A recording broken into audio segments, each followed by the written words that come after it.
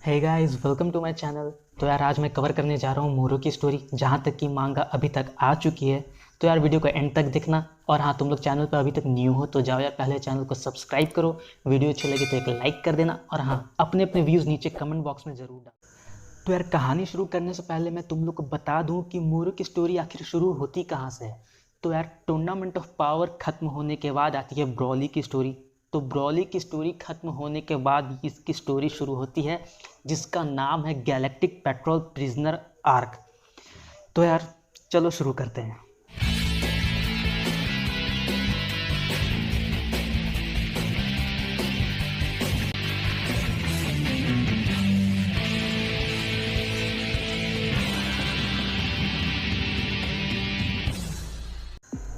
तो यार कहानी शुरू होती है और गोकू और वेजिटा आपस में एक साथ ट्रेनिंग कर रहे होते हैं। और उतने में ही बुल्मा का कॉल आता है उन्हें।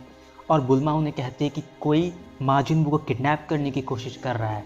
तो उतने में ही गोकू और वेजिटा वहाँ पर आ जाते हैं और उन्हें किडनैप करने से रोकने लगते हैं। तो इतने में पता चलता है कि वो सारे लोग किडनैपर्स नहीं, वो गैलेक्टिक पेट्रोलर्स हैं।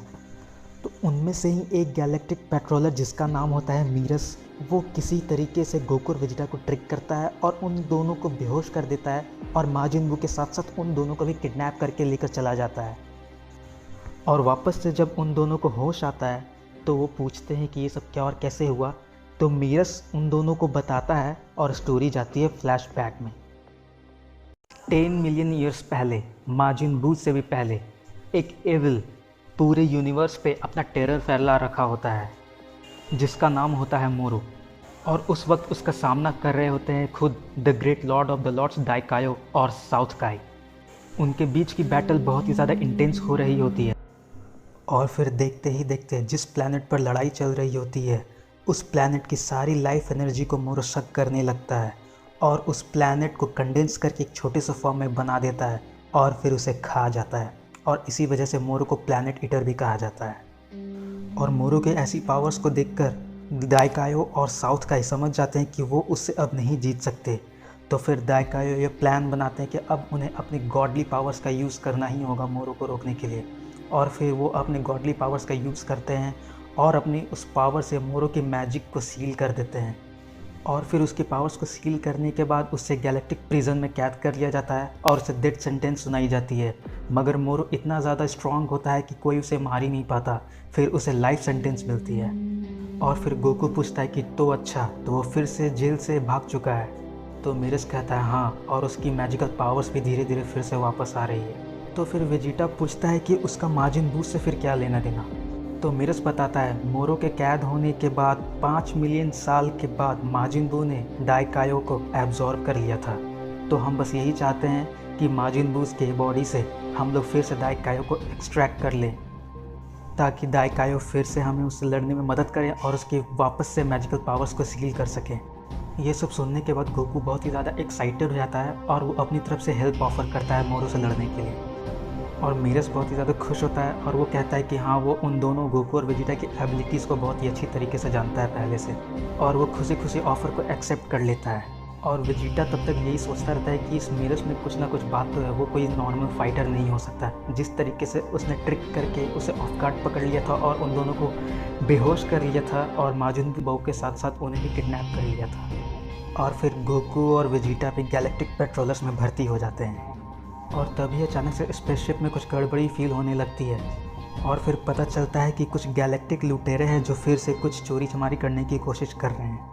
और मीरस गैलेक्टिक पेट्रोलर है तो वो फिर से उन्हें रोकने के लिए प्लान बनाता है और वहाँ जाने लगता है। और गोकू भी पूछता है कि क्या वो भी चल सकता है, तो वो बोलता है हाँ, क्यों नहीं। और वेजिटा भी जाने के लिए रेडी हो जाता है क्योंकि वो मीरस की एबिलिटीज़ को और भी ज़्यादा देखना चाहता है। और फिर बड़े आसानी से मीरस और कुछ गैलेक्टिक पेट्रोलर्स मिलकर उन चोरों को पकड़ लेते हैं और उन्हें कैद कर लेते हैं। और वेजिटा हमेशा से मीरस पे नज़र रखे रखता है। और फिर गोकू मोरू की को सेंस करने की कोशिश करता है। और गोकू जब मोरू की को सेंस कर रहा होता है तब उसे कुछ और भी सेंस होता है। ऐसा लग रहा था उसे कि जैसे कोई हज़ारों लोगों की आत्मा उसके अंदर तड़प रही हो। उसकी एनर्जी बहुत ही ज़्यादा डार्क थी। और इतना ही नहीं, जब मोरू की को जब गोकू सेंस कर रहा था तब मोरू उसे पलट कर देख लेता है और गोकू बुरी तरीके से डर जाता है कि ऐसा कैसे हो सकता है। कि कोई उसके की को सेंस करते वक्त कैसे उसे देख सकता है। और फिर वेजिटा भी मोरो की को सेंस करने की कोशिश करता है, बट गोकू उसे रोक लेता है।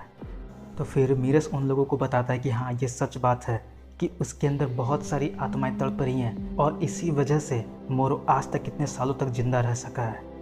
वो किसी भी इंसान या किसी भी स्पीसीज़ की लाइफ फॉर्म को शक कर सकता है।